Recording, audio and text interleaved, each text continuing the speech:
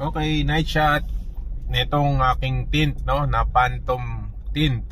So medium yan. So ito yung itsura niya kapag may ilaw ka. So pag walang ilaw, yan siya. Maliwanag naman siya. Okay. Okay na okay ang Phantom tint pag ganitong usapin, no. So yun nga lang, dun sa nauna, meron siyang pros and cons. So medyo madilim siya kasi tignan sa camera ko. Hindi nga lang kita yan pero mas naaninag niya yung yellow shade ng fog lights ko. So though okay naman, goods naman si Phantom. Tapos papakita ko sa inyo mamaya kapag yung tinatawag natin na pag nakapark na, tapos kung kita by loob. Kasi ang gamit ko nito lahat is medium yung harap, tapos yung rear ko is yung tinatawag natin na dark, all dark. Yan naman, kapag nasa loob, ayan, maaninag niya yung loob yan. Tapos dito sa likod is medyo dark. Dito lang talaga yan, nakita niyo. Nakita na yung console. So medium kasi siya Ayan. So hanggang likod. Ayan, pag nandito ako, ito yung likod ko rear, dark talaga. Ayan, yun nga lang, kung nyo, is naaninag niya hanggang dulo. So kung nakikita nyo, ito sa Phantom, yan yung Phantom is okay siya. Zoom out natin. So yung Phantom okay siya, pero dito sa front is yan, naaninag niya yung loob. Ayan. So di nakita sa video yan pero kita yan kapag may mga kita yan. Kita talaga. So may cons pa yan na isa na sabihin ko sa inyo siguro tomorrow morning. Dun kasi matake. Kasi kaya ako nag-post nito kasi years ko na siya nagamit and then summer na. So madami magbabalak mag-tint. So ito yung aking review ni Phantom tint. Ayan, ito naman kapag yung morning sun or yung tinatawag nating mainit na panahon, no. So nakikita nyo naman is okay siya kung titignan nyo. Ang problema mo lang dito kasi is yung pag kunyari na sinaga ng araw directly kayo, nagkakaroon tayo ng tinatawag na lumalabo or yung parang nagkaka-gloomy or yung tinatawag na parang mayroong nag-iihaw ng barbecue. Ayan, sa both sides. Pero sa camera kasi is hindi. Pero yun lang naman ang cons nito. Pero yung heat rejections niya, kagaya nito, itong mga nandito, is nasiserve niya naman yung purpose niya. So okay na okay, walang problema. Ayan, so moving na tayo ngayon. Ayan. So kung nakikita nyo, ayan, gloomy. Diba? May pagka bluish yung kulay. So yan lang yung pinaka-cons na itong Phantom. Pero yung ito, okay yung heat rejection niya. Ang bayad ko dito is 6,000 pesos sa Bacoor. Ayan. So kung gusto nyo bumili nito, okay naman siya. Pero yung shading mamaya papakita ko naman pag nakababa. Tapos yung medium yung front ko kasi. Tapos yung rear ko is full black. Papakita ko naman sa inyo yung kung nakikita ba kayo sa loob pag mga gantong setup kay Phantom. Ayan. So yan, nagkakaroon ng bluish. Basta nasinagan yan ng araw, nasinagan siya ng araw, bluish yan matik. Kaya dapat maninibago ka talaga dito pag ito yung gamit mong tint.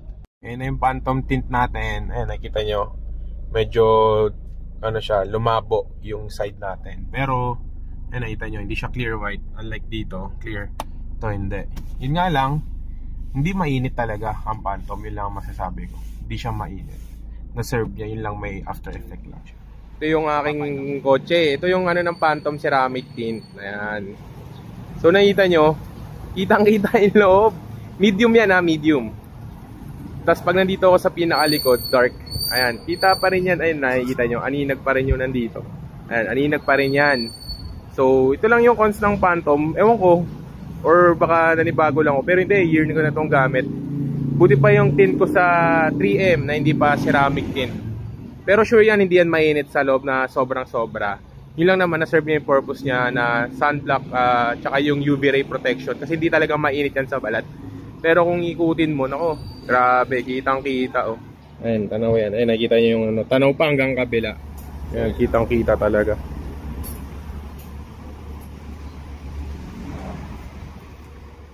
Ito yung front view. So wala talagang pag-asa. Tanaw na talaga yung loob nito.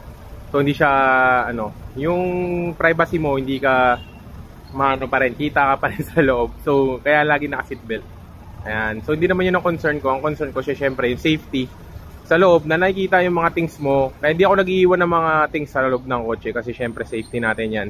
So, ayan yung di kagandahan kay Phantom Tint. Medium yung harap ko, tapos yung likod is super dark. Pero sa sinag ng araw, so yan ang expected mo kapag naka-Phantom Tint ka. Ayan. So, ayan, kung nakikita nyo, kitang-kita talaga yung loob ng kotse namin. Wala na. Second row, first row, hanggang third row. Second row, dark yan, pero halatang halata parang hindi siya dark. So, yan yung ano ng aming tint. Ayan. So, kitang-kita, di ba? Pag super zoom. Ayan. Ayan. Hindi siya sobrang init kahit bilad. Mainit pero hindi siya sobra. So, okay siya sa heat rejection. Yun lang talaga kita ko. So, recommended ko naman siya, pero nasa sa inyo kung gusto niyo may mga effects na kaganyan, may mga bluish. Hindi maganda yung shading kapag mainit kasi kitang-kita ka talaga. So, yun lang naman si Phantom Tint. Overall experience, ayan o. Mainit pero hindi siya totally nakakapaso. Ayan. Ayan. Hindi camera yung malabo ha, yung bluish. Kung nakikita niyo yung shade dito sa may side mirror, yan yung tinatawag natin na ano, parang nagkakaroon siya ng effect, na gloomy effect. Which is good kapag kayo ay ano, pag sinagan, hindi talaga kayo directly masisilaw. Yun lang talaga. Lalabo ng bahagya yung inyong paningin dito kahit may salamin ka na gamit, no.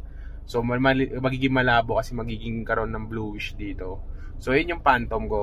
Ayan. Nung una ang bili ko dito, di ako nakapag-drive kasi nahilo ko gawa nga ng pag nagre-reflect yung sinag sa'yo directly. Ulit-ulitin ko pa ba? Tapos, sinag na sinag yung mata mo. Parang may grado yung tint. So, sabi, curing effect daw. Pero maabot ako ng 7 days. Pero ganun pa rin yung effect. Ayan. Phantom. So, a year ko na siya ginagamit. Okay naman yung ano. Pag sa heat rejection na pinag-uusapan, goods na goods talaga to. Budget meal kasi 6,000 pesos lang to. Ay, nakikita nyo yung sinag na yan. Hindi yan mainit. Kaya yung temperature ng aircon ko, 24 lang. Di ako pwede mag-lower kasi magiging malamig masyado. So, maninibago ako. So, baka magkasipon at magkasakit naman tayo. So, yan. Yan yung Phantom Tint.